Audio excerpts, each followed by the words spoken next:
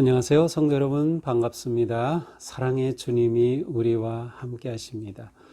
우리와 함께 하시는 주님을 찬양합니다. 기도합시다.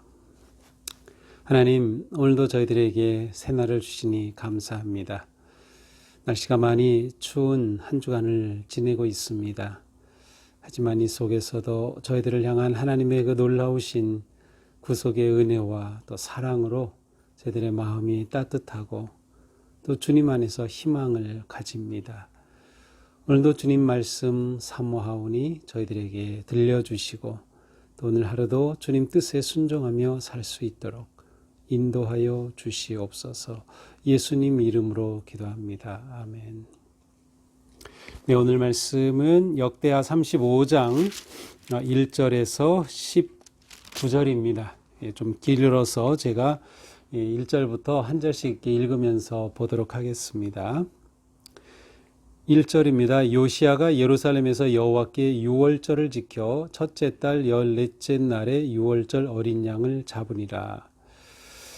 자, 이제 요시야가 개혁을 했죠. 그래서 우리가 34장이 쭉 보면은 요시야의 개혁이 나옵니다. 그래서 모든 이방의 제단들, 산당들 다 제거하고 부수어서 가루로 만들어 버리고 하면서 개혁을 하죠. 또 성전을 수리하게 되는데 수리하다가 율법책을 발견하게 됩니다. 그래서 이 율법책을 발견하여 왕에게 가져오자 그것을 듣게 되죠.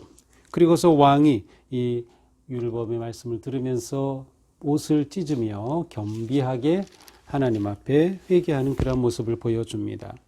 자, 이렇게 율법으로 인해서 하나님을 발견한 요시야는 모든 백성들이 여호와 앞에서 순종하기로 결단하면서 언약을 갱신하였습니다. 자, 이제 언약을 갱신한 이스라엘 백성들이 언약 갱신 후 그들이 하나님께 헌신하고 충성하는 정말 하나님의 말씀대로 사는 그러한 모습으로 유월절을 지키는 겁니다. 그러니까 말씀에 유월절 지키라는 이러한 규정이 있는 것을 본 그들이 정말 우리가 말씀대로 살아야 되겠다 하면서 유월절 행사를 갖게 됩니다. 첫째 달 14째 날 성경이 정한 하나님이 정하신 유월절 날짜죠. 우리로 치면 1월 14일입니다. 그날에 유월절을 지킵니다. 이 역대하를 보면서 유월절을 지킨 사건이 크게 두 개가 나오는데 우리는 이미 히스기야 왕 때 유월절 지킨 걸 봤어요. 그때는 그 성전을 정화하는 게 좀 시간이 걸려서 1월 16일에 끝나는 바람에 1월 14일에 못하고 한 달 후인 2월 14일에 드렸어요. 자, 그런데 오늘은 이제 1월 14일에 유월절을 지킨 거죠. 자, 이제 2절부터는 어떻게 이 유월절을 준비했는지에 관한 긴 말씀입니다. 2절, 제사장들에게 그들의 직분을 맡기고 격려하여 여호와의 전에서 직무를 수행하게 하고, 3절, 또 여호와 앞에 구별되어 온 이스라엘을 가르치는 레위 사람들에게 이르되 거룩한 궤를 이스라엘 왕 다윗의 아들 솔로몬이 건축한 전 가운데 두고 다시는 어깨에 매지 말고 마땅히 너희 하나님 여호와 그의 백성이 이스라엘을 섬길 것이니라. 자, 여기에 보니까 이 왕이 유월절을 지키도록 준비하면서 제사장과 레위인들에게 특별히 준비시킵니다. 그래서 제사장들이 그들의 직분을, 그들이 하는 일이 성전에서 하는 일이죠. 그래서 그들의 직분을 잘 감당하도록 그렇게 하고, 또 레위인들로 하여금 그들의 직분을 감당하게 합니다. 원래 이 레위인들에게서 가장 중요한 일은 여호와의 궤를 어깨에 매는 것이었어요. 이동할 때마다. 그런데 솔로몬 왕이 성전을 짓고 나서 여호와의 궤는 성전에 안치되었습니다. 지성소에.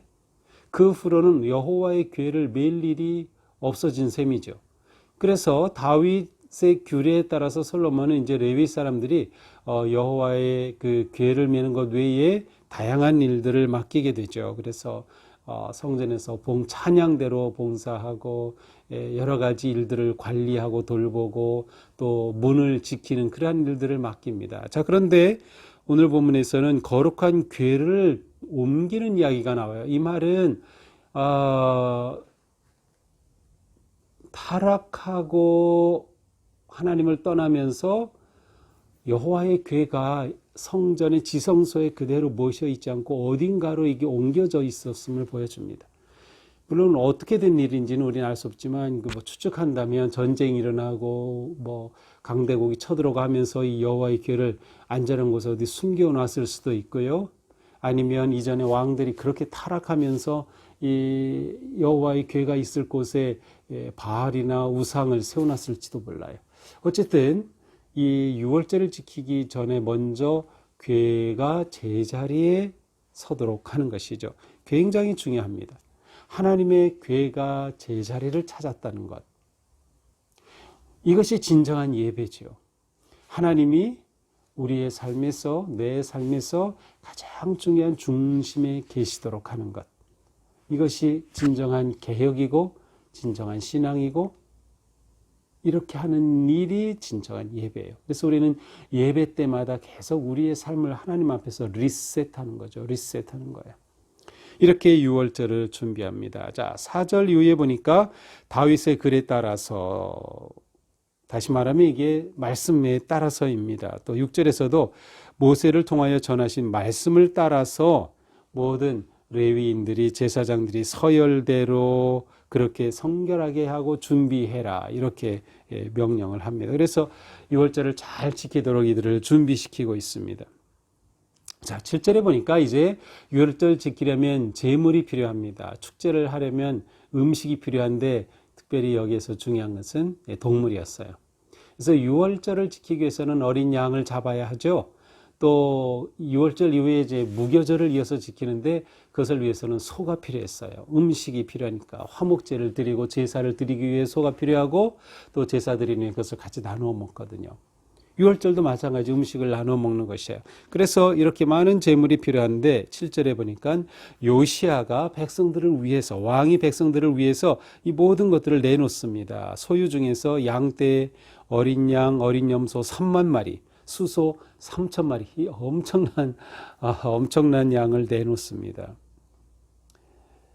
이렇게 모든 백성들이 마음껏 유월절을 지키도록 해줘요. 이 모습을 보고 8절에 보니까 방백들, 고위 지도자들도 똑같이 합니다.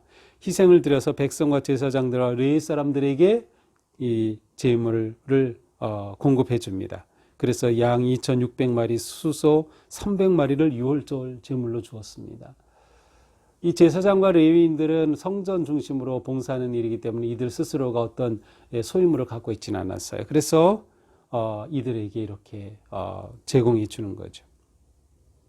자, 10절, 이와 같이 섬길 일이 구비됨에 다 이렇게 준비가 되니까 레위 사람들이 반열대로 서고 또 그리고 마침내 11절 유월절 양을 잡으니 제사장들이 이 일을 맡았어요. 그래서 제사장들은 그들의 손에서 피를 받아 뿌리고 레위 사람들은 짐승의 가죽을 벗기며 이 유월절을 지키게 됩니다. 이 모든 것이 모세의 규례대로 지켰다. 12절, 모세의 책에 기록된 대로 하였다.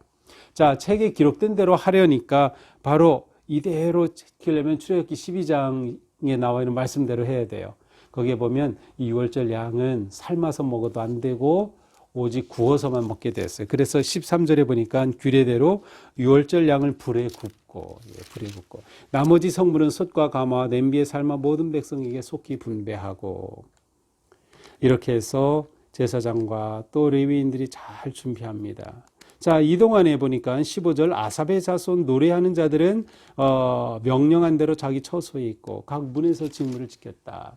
이렇게 레위인과 제사장들이 도와주는 가운데 거대한 유월절 절기를 지키게 되었습니다.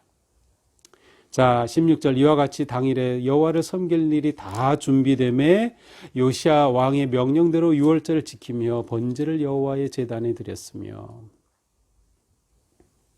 사무엘 선지자 이후로 이스라엘 가운데 유월절을 이같이 지킨 적이 없었다. 이때는 요시야가 왕에 있은 지 18째 해 26살 때죠. 어제 본 것처럼 유월절을 지켰다. 자, 그러니까 오늘 본문은 어떻게 보면 유월절을 지켰다. 맨 마지막 한마디를 위해서 유월절을 어떻게 준비했는지에 관한 그 내용을 잘 전체적으로 보여주고 있습니다. 자, 오늘 말씀을 보면서 요시야의 종교개혁 나라개혁, 신앙개혁의 핵심은 성전이었고 그 성전에서 가장 중요하게 일어난 일이 바로 이 유월절이었습니다. 개혁의 핵심은 예배의 회복이다. 예배의 회복은 곧 유월절 회복이었습니다. 하나님은 우리를 예배하는 백성으로 부르시고 하나님은 예배하는 자를 찾으신다고 말씀하셨어요. 자, 그런데 이 예배에서 중요한 것이 준비입니다. 준비. 오늘 본문은 전부가 준비에 관한 내용입니다. 굳이 준비에 관해서 이렇게 길게 기록할 필요가 있었을까요? 실제로 유월절 진행되는 모습을 보여줬으면 좋았을 것 같은데, 근데 예배에서 가장 중요한 게 준비입니다. 우리가 준비하는 만큼 예배는 은혜롭고 감동적이 될 수 있습니다. 우리가 요즘 계속해서 온라인으로 예배를 드려야 되죠. 이때에도 우리가 준비하는 만큼 은혜로운 예배를 드릴 수 있어요. 우리가 모여서 함께 성전 예배를 드릴 수 없는 안타까움이 있죠. 하지만 이런 상황에서 우리가 온라인으로 예배를 드릴 때에도 잘 준비해야 된다. 그래서 온라인 10계명 제가 밴드에도 올려드리고 또 예배 시작되기 전에 쭉 이렇게 안내도 하는데요. 이 10계명 그대로 한번 따라서 해보세요. 정말 중요합니다. 우리가 준비하는 만큼 예배가 은혜로울 수 있는 것이죠. 그리고 이 모든 것이 말씀에 따라 진행되었다. 말씀이 우리의 삶을 규정합니다. 우리의 삶의 승리는 말씀에 따라 사는 데 있다라는 것이죠. 오늘 하루도 우리의 삶이 말씀을 따라 사는 것, 말씀을 따라 사는 것, 그것이 되어야 합니다. 자, 역대하에 오늘 우리가 보았던 이 요시아의 유월절 말고 히스기야의 유월절이 있었어요. 자, 근데 저는 이 두 가지 유월절 지킨 모습을 좀 보면서 요시아의 그 유월절에서는 조금 아쉬움이 느껴집니다. 왜냐하면 히스기야의 유월절이 이제 30장에 나오는데요.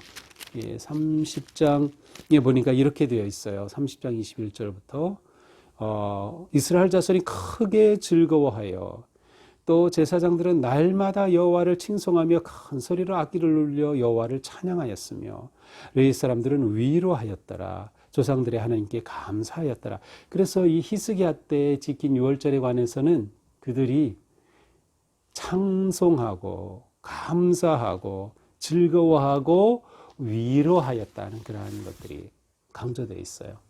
또 이 유월절을 지키기 위해서 성결하게 했다는 것을 강조하고 있죠. 그런데 오늘 우리가 보는 이 요시아의 유월절에서는 이러한 것보다는 준비 과정과 그 성대함, 아주 큰 축제로 지켰음이 강조되고 있습니다. 심지어 이렇게 지킨 것은 선지자 사무엘 이후로 없었다.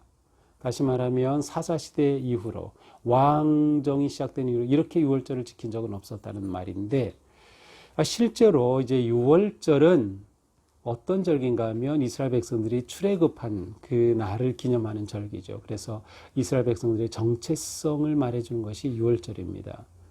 우리에게 있어서는 주일이죠. 주일이 왜 우리의 정체성을 말해주는가 하면 주일은 곧 부활절입니다. 작은 부활절이에요. 예수님이 부활하신 날에 예배를 한 것이 그리스도인이었어요. 그 전에는 안식일이었죠. 회당에서. 그런데 그리스도인은 부활절에 주님이 부활하신 주일에 예배하는 거로 예배 날이 바뀌었어요. 다시 말하면 그리스도의 부활이 우리의 정체성입니다. 예수님이 우리의 정체성을 결정한 거예요. 우리는 그리스도의 사람, 그리스도가 우리의 주인이 되신 삶, 부활의 주님이 우리의 생명의 주인이 되시죠. 자, 이러한 것처럼 유대인들에게는 유월절이 핵심인데 그들의 정체성인데 유월절은 원래 가정에서 지키는 거였습니다. 가정에서 가족들이 모여서 함께 하는 것이었어요. 그러니까 요시아가 왕이 모든 것을 주도해서 거대한 행사로 지킨 이런 유월절은 특이한 일이었습니다. 히스기야 때도 그랬지만 이 요시야 때는 그것이 더 성대했어요. 그래서 사무엘 이후로 이런 적이 없었다. 유월절을 이렇게 국가적 행사로 모든 백성들을 초청하고 참여하도록 한 이러한 대형 행사는 없었다는 뜻입니다. 하지만 좀 아쉬운 것은 이렇게 조직하고 잘 진행하는 것은 좋았는데 이들에게 기쁨과 즐거움과 위로가 넘쳤다는 그러한 표현은 없어요. 아마 요시아의 이 유월절은 정부가 주도하는 어떤 의식적인 면이 강조된 유월절이었다는 느낌이 있습니다. 자, 우리가 예배 드릴 때에도 원래 초대교회 예배는 가정에서 드렸습니다. 그러나 이후로 교회가 성장하면서 이제 예배당이 필요했고요. 많이 모여야 하니까 이것은 기독교 역사에서 자연스럽게 발전한 것입니다. 예배당이 나쁜 게 아니죠. 우리가 지금 코로나로 인해서 성전 중심의 예배에서 가정 중심으로 바뀐 것은 어떻게 보면 아주 우리가 놓칠 수 있는 것을 회복하는 좋은 기회이기도 합니다. 하지만 그렇다고 해서 우리의 성전 예배가 잘못되었다는 것 아닙니다. 그래서 건물이 필요했던 거고요.